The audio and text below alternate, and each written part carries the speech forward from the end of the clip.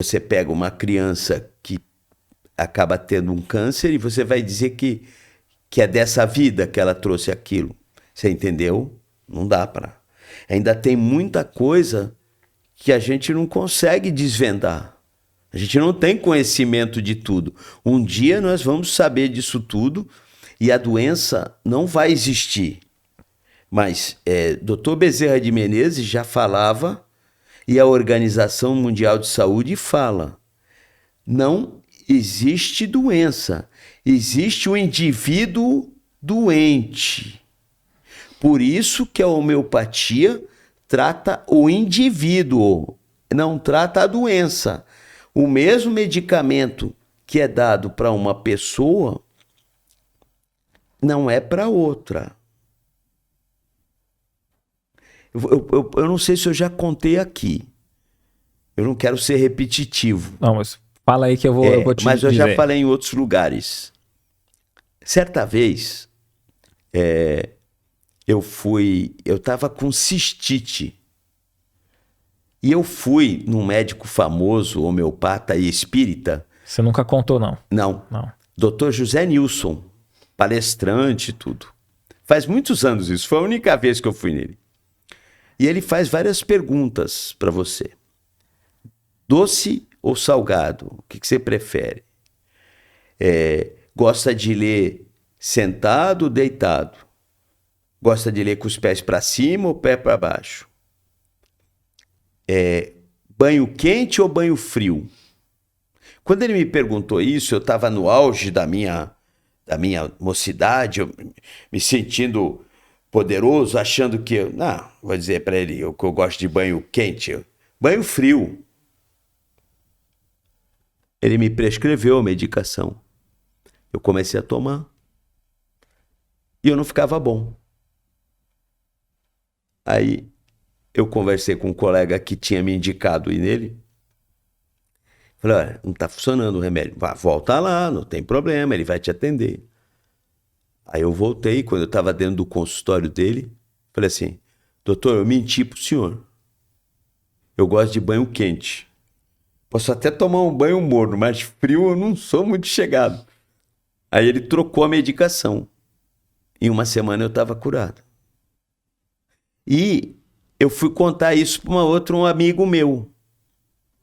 E ele falou assim, poxa, já aconteceu comigo. Ele perguntou, você gosta de ler sentado ou com o pé para cima, deitado assim? Eu falei que gostava de ler sentado. E o remédio não estava funcionando.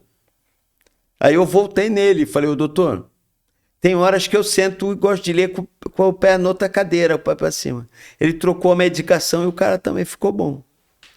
Interessante então, que... Isso trata a homeopatia, que é alta energia condensada, porque são elementos da natureza que compõem o planeta, que também são elementos que tem na gente. Você pode ver que um complexo vitamínico te põe zinco, ferro, cálcio, isso tudo está no planeta.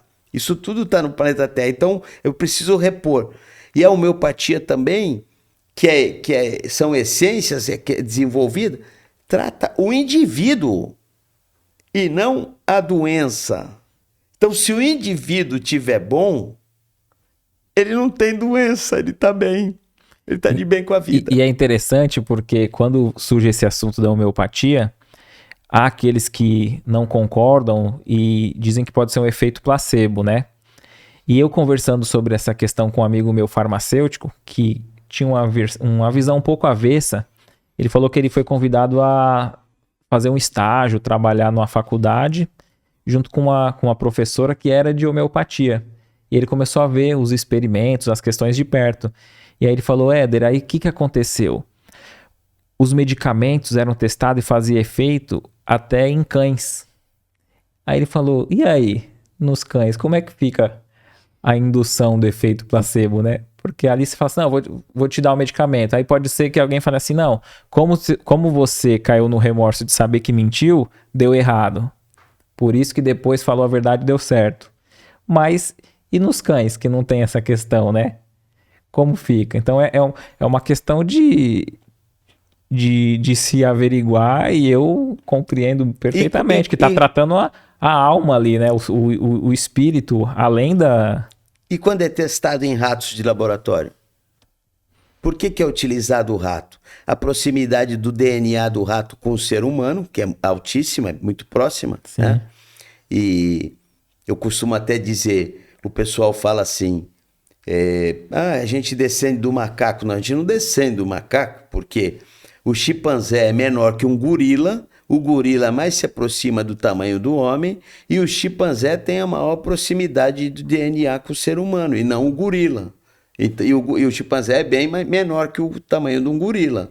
Então, e se fosse a gente descendente do macaco, e todo macaquinho do zoológico, dos orquidários, dos parques, se tornariam gente um dia. E, na verdade, não é essa. É bem diferente. Mas o rato, ele completa, como se ele completasse o ciclo de vida a cada 22 dias. É como se fosse um ano para a gente. Então, com isso, te dá a resposta da medicação rápida, para você saber como vai funcionar no ser humano.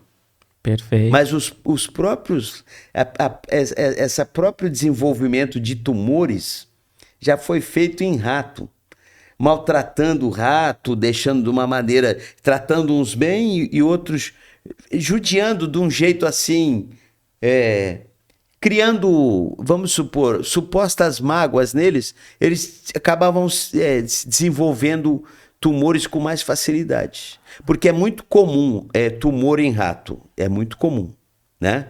Porque como eles acabam vivendo, como é que eu vou te falar? A cada 22 dias é como se fosse um ano. Então, um ciclo de vida de um rato, ele vai durar 2 anos, 2 anos e meio, pode chegar até uns 4.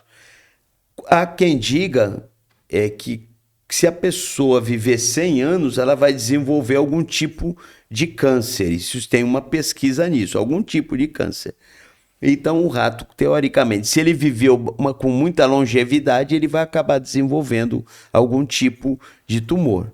Então, isso é científico, isso é estudado, né?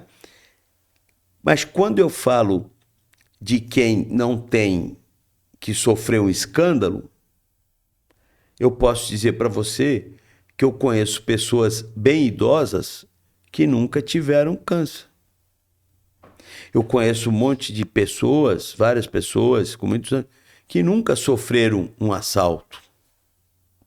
Então, por isso que eu digo, não vai acontecer o que não tem que acontecer. O que você achou desse corte? Coloca aqui nos comentários a sua opinião sobre esse tema. Para ver o episódio completo, é só pesquisar Recomeçar Podcast Espírita.